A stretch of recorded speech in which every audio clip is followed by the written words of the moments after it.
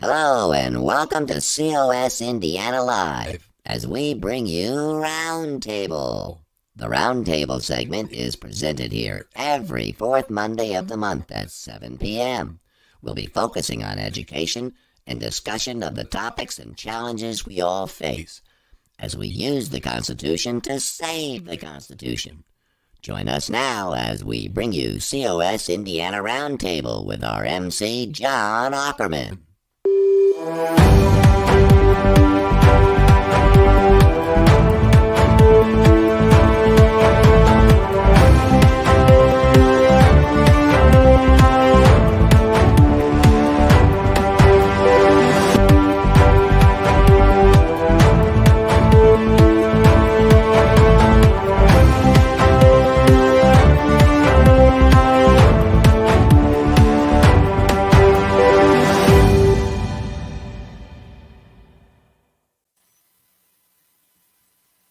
Thanks, Marengo Mike, and welcome to COS Indiana Roundtable.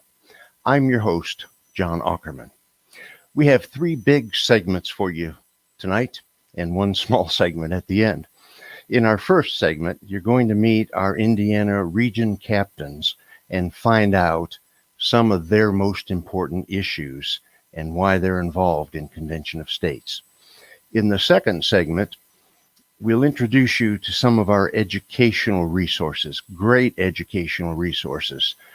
And after we learn about those things, we'll go to our third segment when I will welcome our state leadership team to answer some questions under the banner of I Want to Know, some very important questions about Convention of States. And then finally, at the very end, I'll tell you how you can join Convention of States, how you can help us make a difference in this great country of ours, and how you can volunteer to become a helper in COS, Indiana and nationwide. So let's jump right into our first segment. I'm going to show you a map here of the great state of Indiana, and you will see that it is divided into 9 districts. These regions correspond roughly to our 9 congressional districts, okay? And we're going to start right up there in the northwest corner where I understand there are some electrical storms going on. And if our regional captain, Dale Tipton, is available to come and join us, I want to ask him, why is Convention of States so important to you that you're dedicating your time and talent to being a region captain up there in the northwest corner? Hello, John. I'd start by saying that as a former federal agent, I'm concerned about overreach at the federal level, specifically when federal law enforcement is used to target American citizens because they're of a particular political belief. I've got a couple of examples. The first one deals with the IRS targeting of the Tea Party movement back in the 2009-2010 timeframe moving forward. Individuals seeking tax-exempt status were denied openly at times. They had their applications postponed. Some were subject to audits and other things like that. And as you know, whenever you get a letter or a communication from the IRS or a similar agency, it has kind of a chilling effect upon what you can do. It just kind of gives you a bad feeling. Yep. Like Intuit, the Federal Bureau of Investigation was utilized in the 2016 investigation of the Trump campaign. Unfortunately, that whole thing kind of came together because the Democratic National Committee contracted some opposition research to be done, and they hired an operative by the name of Christopher Steele, a former British intelligence officer, to gather whatever kind of dirt that he could find that could muddy up the Trump campaign or those associated with it. This information was collected and put into what became known as the Steele dossier. Yeah. Unfortunately, that dossier was never vetted, and although the information was not known to be factual, it found its way into affidavits, which were used to seek surveillance, wiretaps, physical surveillance, and that kind of thing of American citizens. and it was presented before the Foreign Intelligence Surveillance Act court, which the proceedings of everything that goes on there is secret. And because there was supposedly interactions with the Russian Federation, that's why that was used. And we know that that was kind of proven to be a farce as well. And so information that was not vetted and not really meaningful in any way, shape, or form was used as a basis to target legitimate Americans seeking political office and freedom of expression. And that America, none of us want to realize come to fruition. So we need to do whatever we can to stand against that. Okay, so it's basically the federal overreach that you're concerned with. That's correct.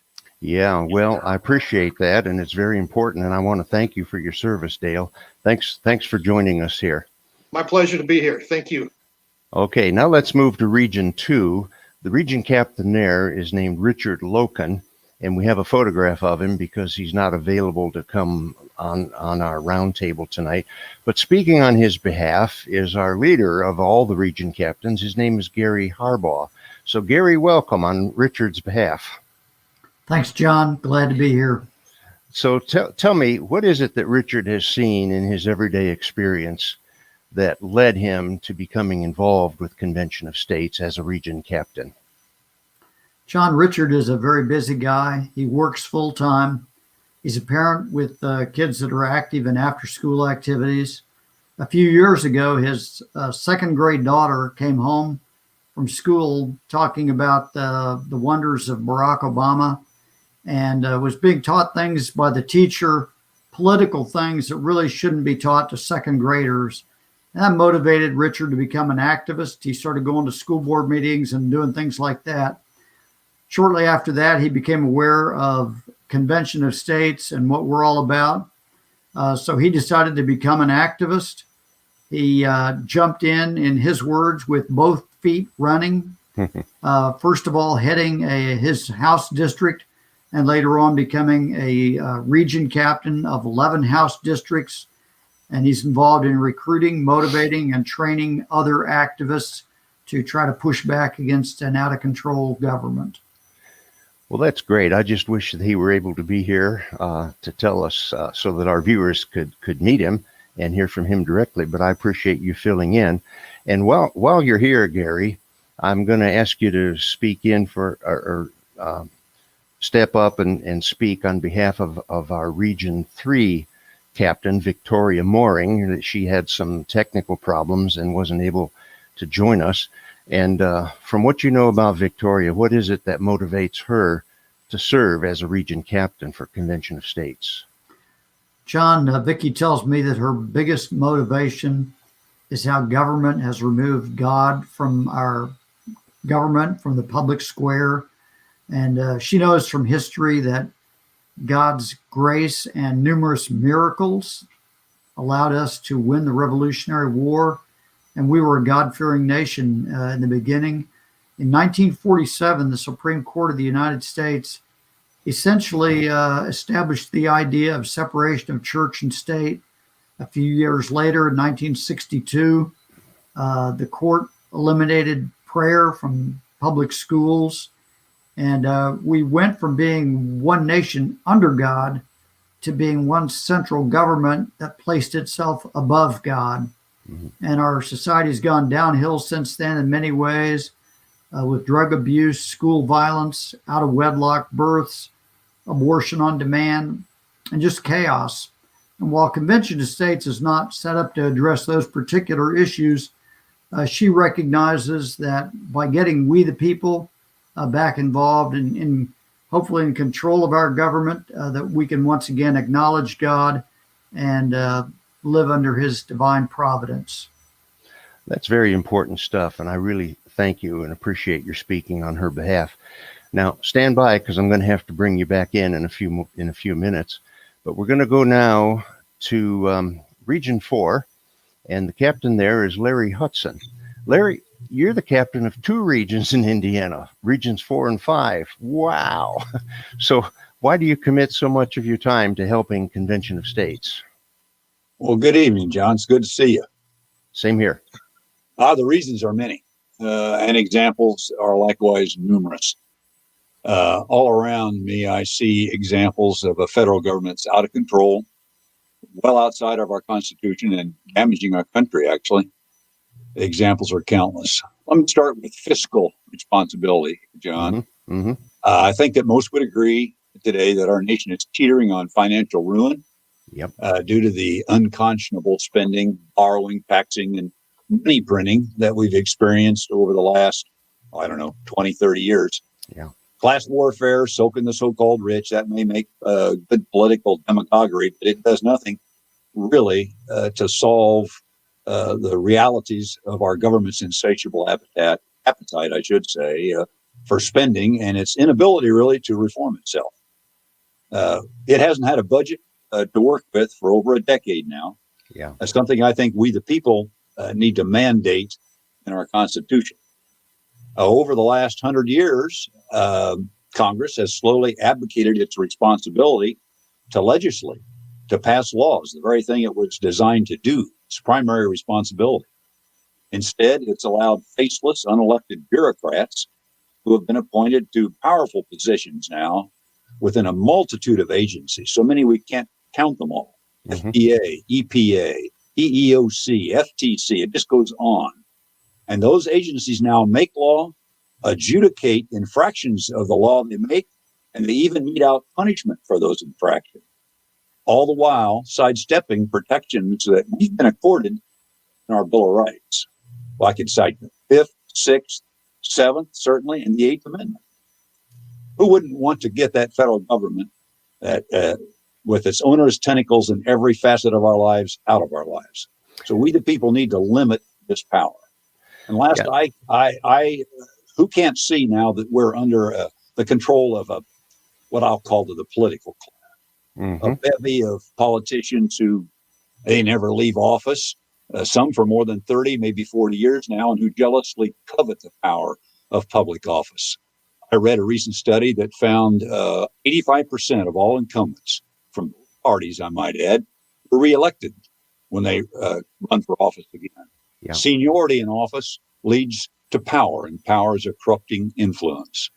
So results are pork barrel spending, insider trading, endless junkets at taxpayer expense, really a discernible disconnect from the people that they serve. We, the people, need to impose term limits as a reasonable solution. So the answer to these problems and countless others, John, is the Article 5 Convention of States, an opportunity for we, the people, through our state legislatures to bypass Congress completely, propose amendments to our Constitution that will curtail federal overreach, impose fiscal responsibility, limit terms of office for our federal officials. Now's the time to use Article 5 of our Constitution to save our Constitution. Our country's future will depend on it. Wow, Larry, you said it all right there. What a powerful statement. Thank you for that, and thank you for your service. Thank you, John. Now we move on to our next region captain, whose name is Thomas Shultz. And Thomas serves as region captain in both regions 6 and 9. So you're a busy man. So Thomas, talk to us. What's happening in our country that makes you want to serve as a volunteer for Convention of States?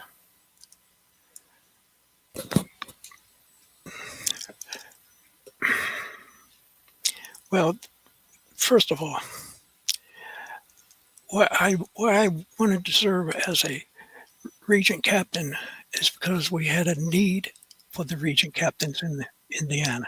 Because if we didn't need them, I'd still be a district captain.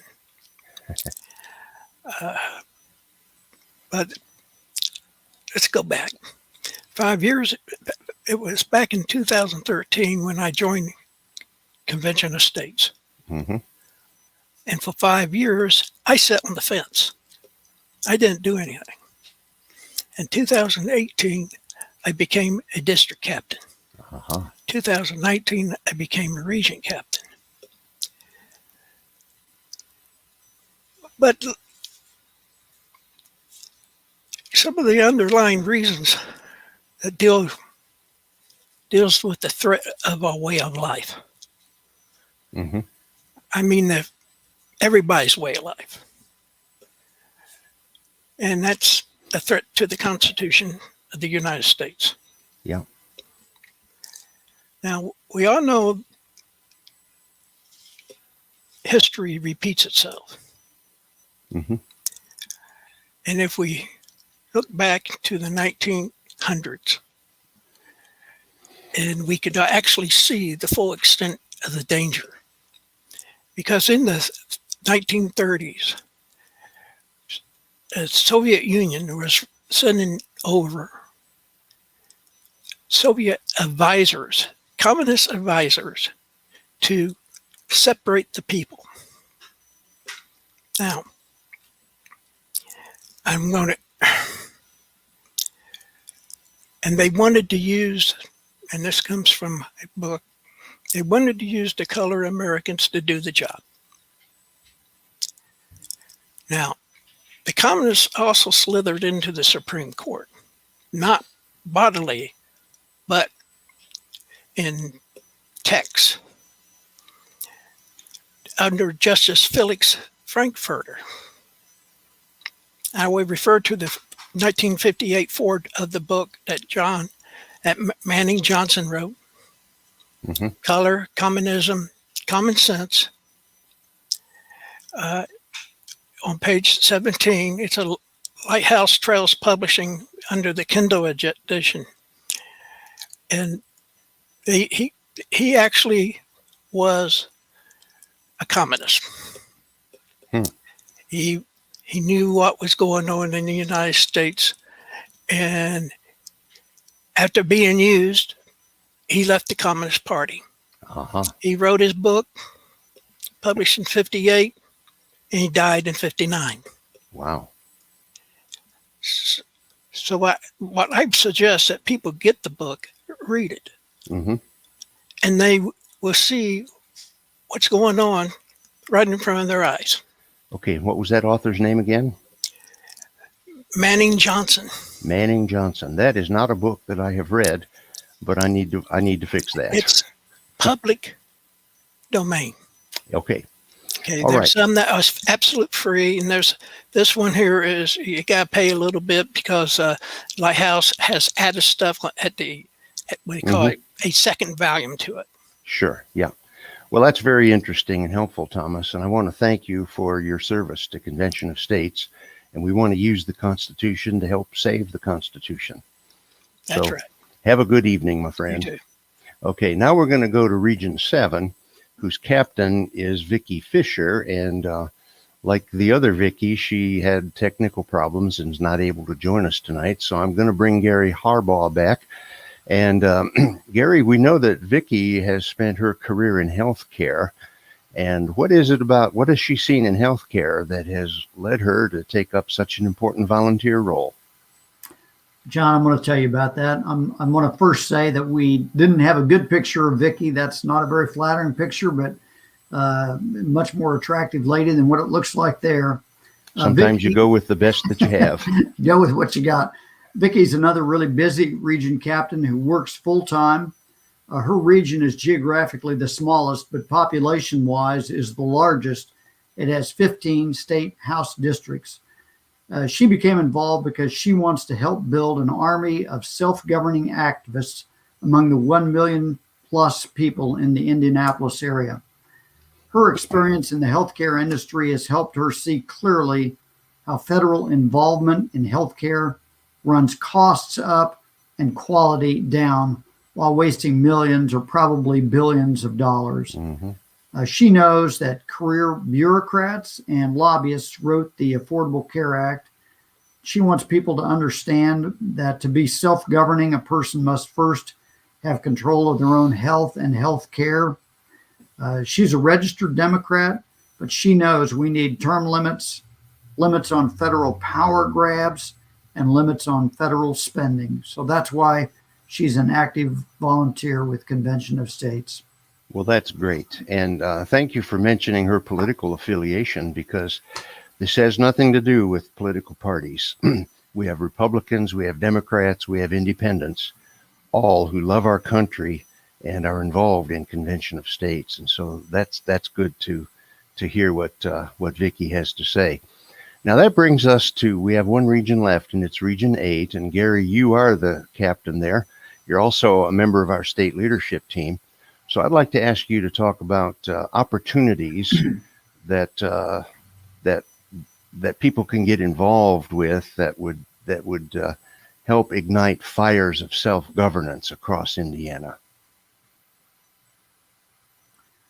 John, we have many leadership opportunities. There's 100 House districts. We'd like to have a district captain in each one of those. We have quite a few, but there are many opportunities in many of those House districts.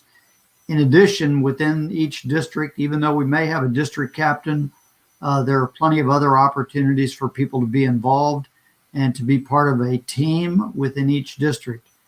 And John, as you saw, we have several region captains who are covering multiple regions. And so that certainly would indicate, yes, we've got openings for region captains as well.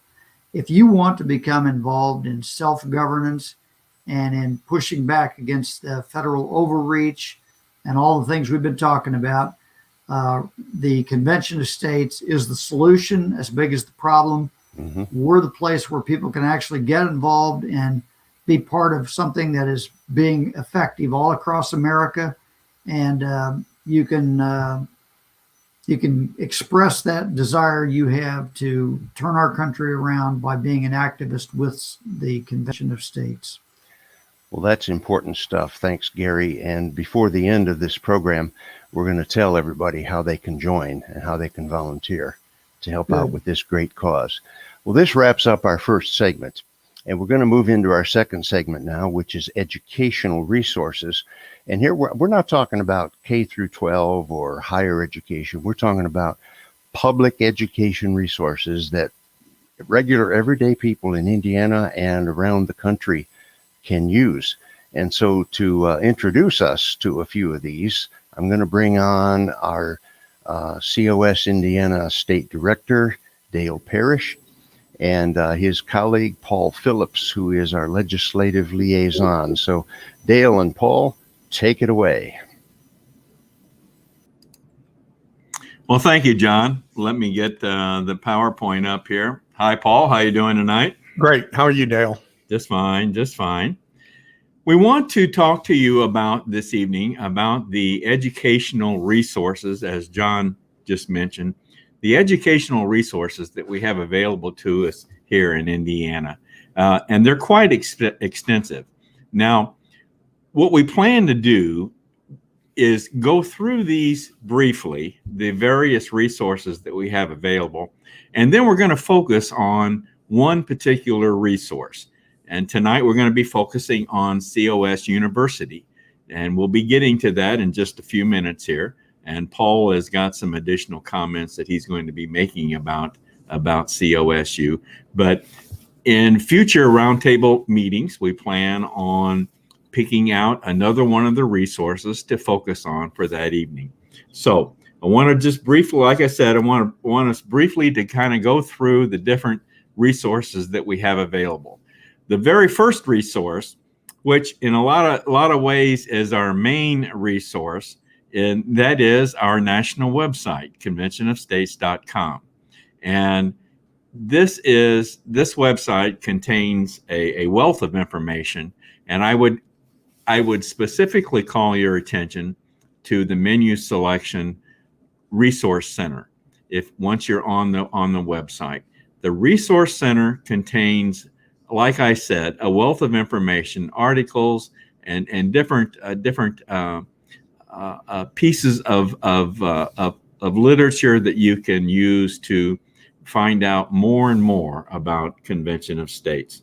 Very, very wonderful resource that we have available. Now, we also have a YouTube channel, COS Indiana. We're actually live streaming to that YouTube channel this evening, but it's also very much an educational resource. And we have such things as some narrated PowerPoint presentations on there. We have recordings of our COS Indiana Live Monday evening broadcasts. We have links to various other educational resources. We're going to mention a few of those as we go on here. But this YouTube channel is very, very much an educational resource, another one of the resources that we have available. And once you're on there, I strongly urge you to push the subscribe button and become a subscriber to our YouTube channel. So that's the YouTube channel. Another resource we have is what we call the Wiki page. And Paul, I'm going to ask you to make a few comments on this resource, please. Sure. This website was created by one of our great information analysts, Jerry Rowe, and it organizes COS information in an easy to access format, as the name Wiki might imply. So once you go through conventionofstates.com and become familiar with our organization, this is a great resource as a reference tool if you're looking for specific information. Okay. All right. Now, Paul, I'm going to ask you also another resource that we have available to us is our constitutional coaches. So, Paul, you want to comment on those? We have 6 of our volunteers who are certified as coaches for the Patriot Academy for their constitutional literacy class. Pardon me. So these folks are available if your organization or group or school group, whatever it might be, is interested in learning more about the Constitution. We have a great stable of coaches here who'd be happy to help you out. So if we could be of that service to you, please let us know. I just want to let everybody know, I think this might be the resource that we will focus on in July, because I think it's well, they're all very important resources, but I really would like to make it more available and make it known more than what we have, that we have these coaches available, and they focus and they focus on small groups. So this is an excellent way to learn more about our Constitution. So looking forward to giving you more information about our certified constitutional coaches. All right, thank you, Paul. I mentioned a little earlier, another resource is in fact our Monday evening broadcast, COS Indiana Live. Actually, this roundtable meeting tonight is one of those broadcasts, those Monday evening broadcasts, which we will be devoting the whole broadcast every 4th Monday of each month going forward. But otherwise, on Monday evening, COS Indiana Live is our broadcast that we do every Monday evening, and we try to introduce you to leadership individuals here in Indiana, and then also just give you general information about COS, Convention of States nationally, as well as Convention of States here in Indiana. So once again, another resource that we have available to us here in Indiana. Podcasts. Now we have 2 podcasts, and I'm going to let Paul speak about this first one, the Free to Be Free podcast. So, Paul? The Free to Be Free podcast is one that I produce, and it is focused on going into a deep dive onto specific subjects related to the Convention of States. And you can find the podcast in the usual places, Apple Podcasts, Google Play Store, and so on. So I'd encourage you just to take a listen, and I hope that you learn a little bit more of Convention of States from these podcasts. Okay. All right. And the other podcast that we recently started, the COS Indiana Live podcast, this podcast, like I said, we just recently started this earlier actually it was in May, and it's basically the audio portion of our Monday evening broadcast. So it seems like we have a lot of people that prefer to listen to a podcast rather than take the time to watch the actual broadcast. So we're making this option available to them to be able to listen to the broadcast via a podcast. So there's 2 more educational resources that we have available to us.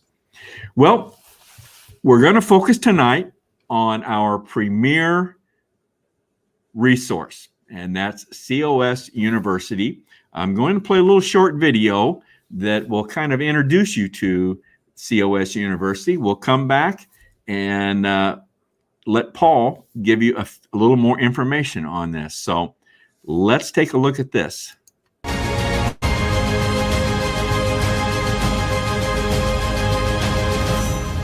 I actually served 10 years in the United States Senate, and I actually left 2 years before my term was up because I've come to the conclusion that we will not fix the significant large problems of our country through Congress.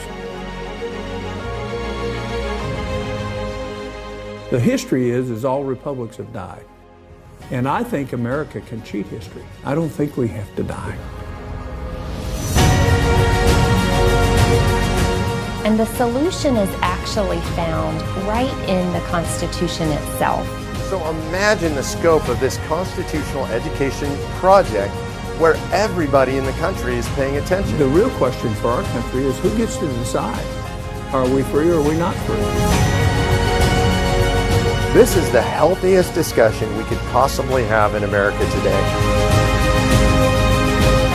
The greatest educational project in American political history, and in the end, what we're going to get is a country that's a lot better. It's going to be incredible. We actually have the right to govern ourselves.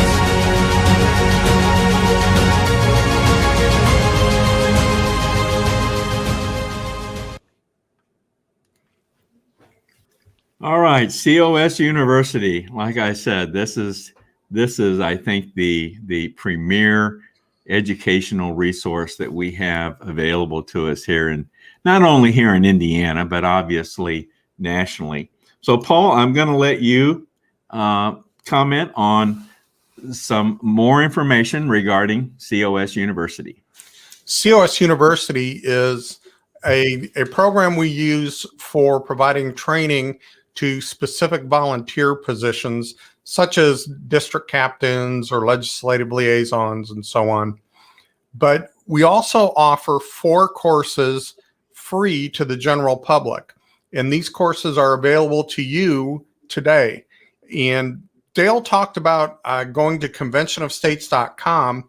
And part of what you do there is create some login credentials, a user ID and password for you to be able to access material on our website. Once you do that, you can go to cosuniversity.com and use those same login credentials to get access to these 4 courses. The introduction, COS 100, is exactly that.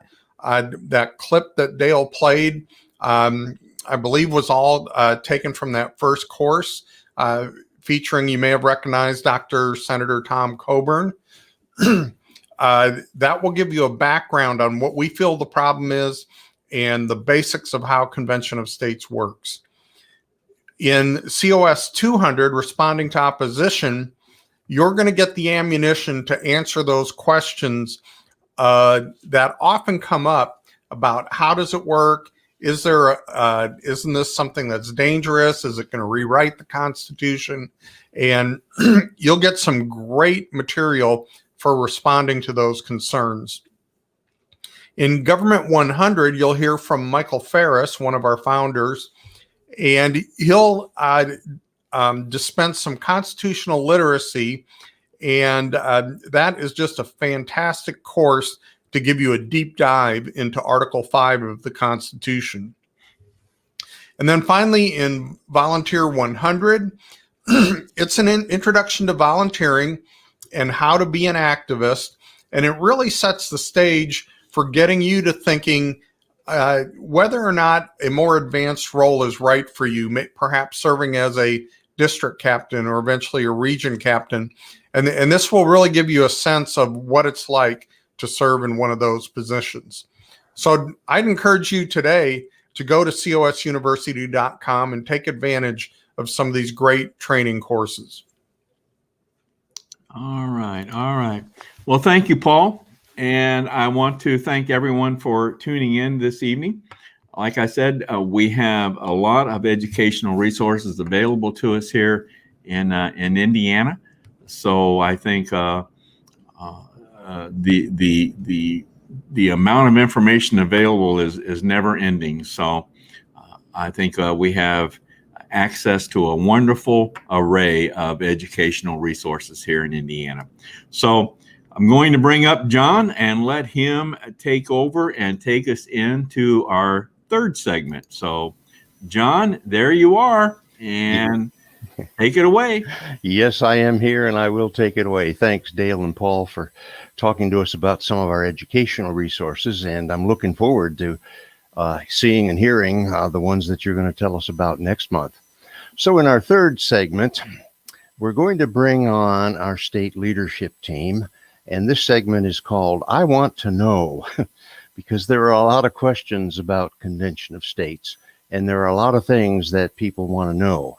And so these other talking heads are going to start to pop up here. There's George Ward. Welcome, George. Good to see you. Hey, John. And Ken Kashuba. Hi, Ken. Welcome to the round table. Thanks, John. Okay, and there's Gary. You're back with us again. What's this, your third appearance tonight? Oh, Gary, you're muted. Okay, and Paul is back. You're on our state leadership team. And Dale, our state director. So I want to throw this first question towards George Ward. And I want to ask George, I want to know, why do we want to call a convention of states? Why do we want to call a convention of states? Well, a real easy answer is why not? I mean, there's nothing special about the convention. Nothing comes out of the convention that's etched in stone. It's merely a meeting.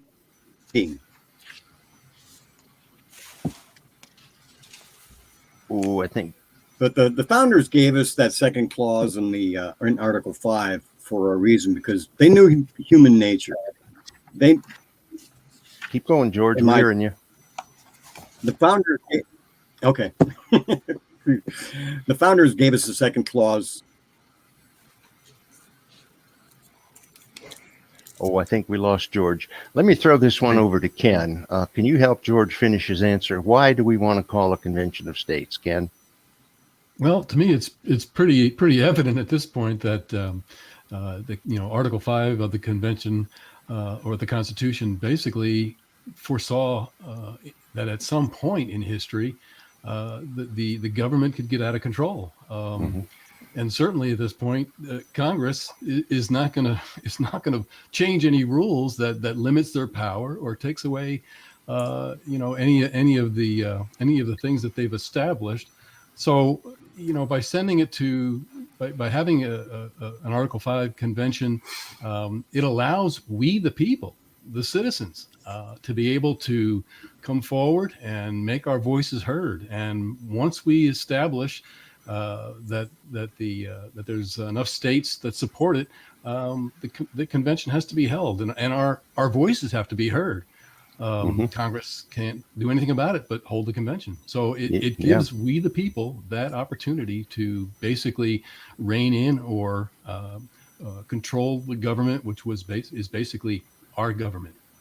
Yeah, good job, Ken. Thanks a lot for helping George out there when he lost his internet connection. My next question is going to go to our state director, Dale Parrish. Dale, Article 5 says that Congress, quote, calls the convention. Does this mean that they control the convention and even choose the delegates? Well, the short answer is no, John. George Mason, the father of Article 5, knew very well and had the foresight to understand that how Congress could someday control our government. And they wanted to, and he and others and the other founders wanted to put something in the Constitution which gave control to the people, to the states, for the purpose of amending the Constitution and making changes that they all knew were going to have to be made as time goes on. This was also explained in Federalist 85. But like I said, the short answer is no. Congress does not control this convention. And certainly Congress does not choose the delegates that the states send to the convention. So Yeah, my understanding is the only role that Congress has is to call the convention, to set the date and the location. Right. And then they're done with it. And we, the people, get to have our voice in amending the Constitution or proposing amendments. Exactly right. Okay, thanks, Dale.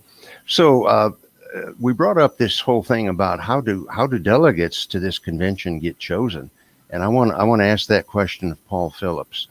Paul, welcome back. So tell us, how do states choose their delegates? The delegates are actually agents or representatives of the 50 state legislatures. So it's up to the legislatures to choose their representatives at the Convention of States, and they can do it in their own way, whether it's a majority vote or they have some other process. And they alone get to decide the qualifications and who is suitable to represent their state at the convention. Well, that's pretty straightforward. So it's up to each state. Yes. Yeah. Okay. Well, thanks, Paul. Let me go back to Gary then and ask him, once amendments are proposed, how are they ratified? Gary, would you talk about that? Yeah, John. Congress actually has another role in the Article 5 process, and that is Congress can determine how proposed amendments are going to be ratified. 26 of the 27 amendments were ratified by the state legislatures, but Congress can also say that a proposed amendment must be ratified by state conventions. And the 21st Amendment was actually ratified in that way. And it's one of the reasons that we need to build a strong base of supporters among the people, so that if the proposed amendments happen to be chosen to be ratified by conventions, that we will have the people that will have the influence to make sure those proposed amendments get ratified. Okay, very, very good. Thank you, Gary. Well, I remember way back when I was in elementary school and first learning about the Constitution, we came to amendments, and I remember my teacher saying, the second way to propose amendments is through a convention of states. But she said, but that's never been done because it's too dangerous. There's a possibility of a runaway convention. And I remembered that from that day till this. So I want to ask Paul Phillips, is a convention of states safe? It's absolutely safe. It's just as safe as the runaway Congress that we have today, because Congress at any time can propose amendments to the Constitution and send them to the states for ratification. So this is just a different group of people with a different set of interests who can get together to propose amendments to the Constitution. When they talk about a runaway convention, what that term really means is, the first question should be runaway from what? And what the convention would be running away from is its charter or the subject in the call. And as you know, we're proposing a convention that can put fiscal restraints on the federal government, propose term limits, and limit the power, scope, and jurisdiction of the federal government. Mm-hmm. So if the convention would propose or attempt to propose an amendment outside that subject area, that would be running away from its call. And the simplest way that will be stopped is if at the convention a member would propose an amendment, let's say to repeal the First Amendment, something crazy like that. Another member would simply rise and object, saying this is not germane, it's not within the subject matter. The members would vote and they'd say, nope, we can't talk about that. But let's say a crazy amendment did get through, that it was voted through, and it was just a real ugly one that nobody liked. It's only a suggestion. It still has to pass be approved by 38 state legislatures for it to become part of the Constitution. And it's really a little more difficult than it sounds, because it would have to be approved by both houses in each state, except for Nebraska, of course, which is a unicameral legislature. So any one house in any of the states could say no, and then it's a no for that state. So the 38 state legislatures is a really high hurdle. Now, there's a lot more history and analysis behind a runaway convention, and actually addressing the myth that you may have heard in school that the 1787 Constitutional Convention was a runaway. And rather than take up a lot of time here to explain it, I would refer you back to the Government 100 Convention of States University class that I had mentioned, Constitutional Literacy, because Dr. Ferris covers that in great detail and totally dispels that myth. Wow, Paul. So it is safe. It is eminently safe. It's as safe as what we've got today with a crazy Congress with the ability to propose an amendment at any time. So my sixth grade social studies teacher was wrong on that, just like a lot of our critics are wrong today. It is a safe thing to do. Yes. Okay. Well, let me turn again to Ken Kashuba, who helped us out a few minutes ago. And I want to ask Ken, what about some of these controversial issues that are floating around the news today? Where does COS stand regarding issues such as critical race theory? Ken? Well, John, I'm glad you brought that question up, because I think today a lot of Americans from one coast to the other are seeing these types of issues become very emotional and very, I mean, it's waking people up to just some of the things that are wrong within our federal government. To basically answer how the Convention of States would handle this let me bring up just basically what the preamble of the Constitution says, and that is that the federal government was established and the Constitution was adopted to form a more perfect union, to establish justice, to ensure domestic tranquility, to provide for the common defense, to promote the general welfare, and secure the blessing of liberty to ourselves and our posterity. Easy for me to say. That list is only the prerogatives of the federal government. The 10th Amendment states that all prerogatives not explicitly given to the federal government are explicitly prohibited of the states, are reserved to the states or to the people. That's we the people. Yeah. So, the Constitution clearly limits the federal government's role to providing the common defense, management of foreign relations, protection of citizens, constitutional rights, and the establishment of federal courts and the application and explanation of federal law.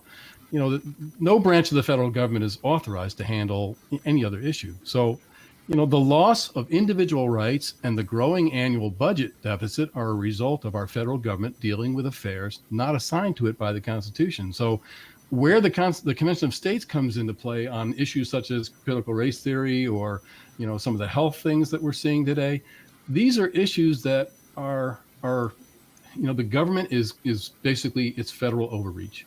The government has no business being in these type of issues. They are reserved for the states and local governments because, let's face it, you living in your neighborhood or, in your state, you know best what your local needs are. You know what your educational needs are. You know what your health needs are. These are things that should be left to the people because as a free people, these are things that we take pride in being self-governed and making up our own minds. So that I hope that helps. It's basically an object of federal overreach by our government. That's very helpful. Thanks a lot, Ken. I do appreciate it. And now I got one more question. I'm going to throw this one back to Dale Parrish, and that is, why is self-governance so important? Well, John, this is probably one of the most important tenets of Convention of States, and that's self-governance. And it's we the people. And self-governance means getting involved. And this is something that we stress a great deal in Convention of States. We urge not only our supporters to be involved, but our leadership individuals to be involved. So, and when I say getting involved, I'm talking about getting involved at the federal level, state level, county, city, community level, wherever you can. It's important to get involved. Ken just addressed critical race theory. Getting involved in your local school board is becoming evident that it is very, very important and a very, very opportune place to make an impression and to make a difference in your local government. So it's all about getting involved, and that's why self-governance is so important. It's getting involved. Yes, indeed. Thanks a lot, Dale. Well, that's all the questions we have time for. And so I want to thank you guys for helping us out. And now, here's a word from the president of Convention of States, Mark Meckler. Actually, a war going on in America, a war for the future of the country. What's this country going to look like? And we intend to win this war. The person who decides what we're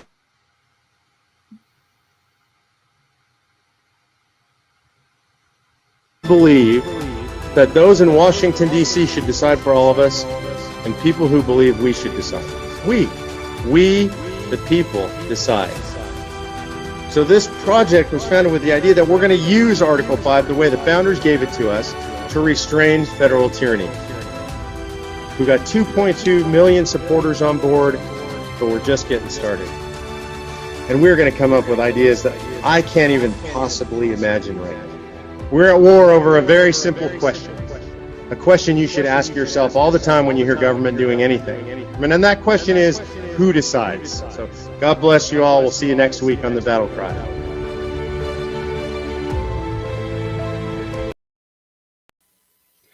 Okay, thanks, Mark. Well, now, dear viewer, if you haven't yet joined Convention of States, please do so right now by visiting our website, conventionofstates.com. conventionofstates.com. Once you get there, you can sign our petition, and it's right on the front page when you see it there. You fill in your name and information there, and then your name is added to that 2.2 million, okay? There's one more supporter of this thing. And then if you really want to make a difference, you see the highlighted thing there that's moving around. Find the button that says Take Action. It's in the menu bar at the top of your screen. And once you get to the Take Action page, you can click the one that says Become a Leader. Right there, it's highlighted. You see it? Okay. So when you click Become a Leader, there you'll see a wide range of leadership positions that we need filled.